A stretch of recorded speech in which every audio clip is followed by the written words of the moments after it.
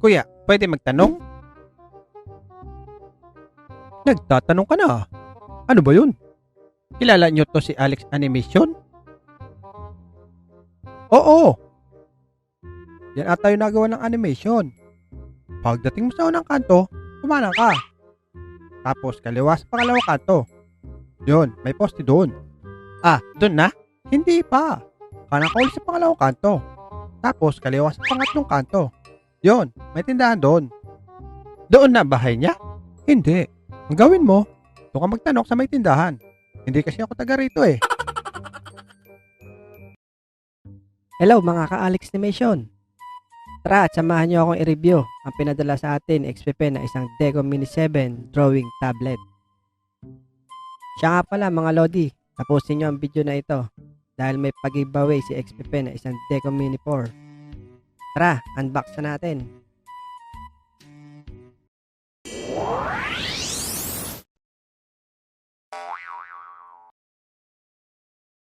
At eto na nga ang pinadala sa atin ng Deco Mini 7 drawing tablet.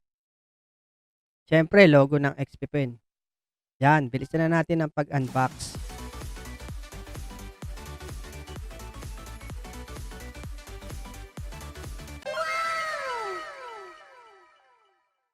Siyempre, ang drawing tablet.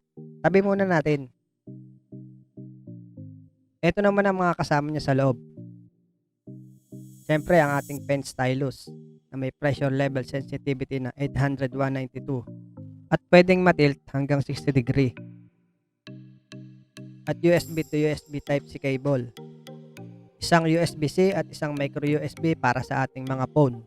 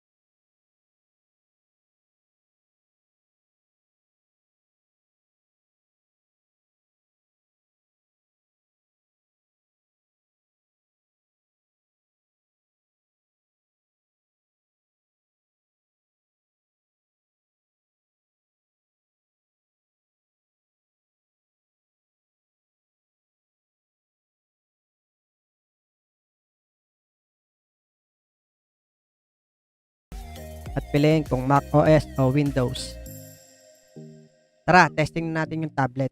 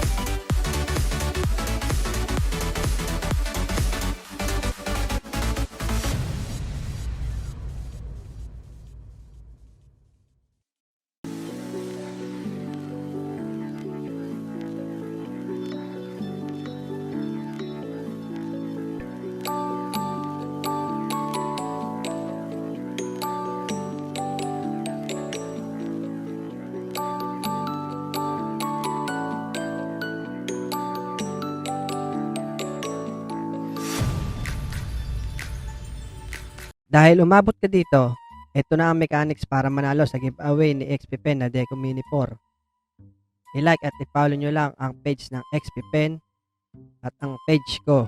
Andyan ang link sa ibaba. At syempre, subscribe na rin.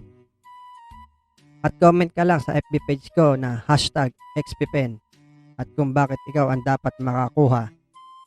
At i-announce ko ang mananalo sa October 17, 2021 sa FB page natin.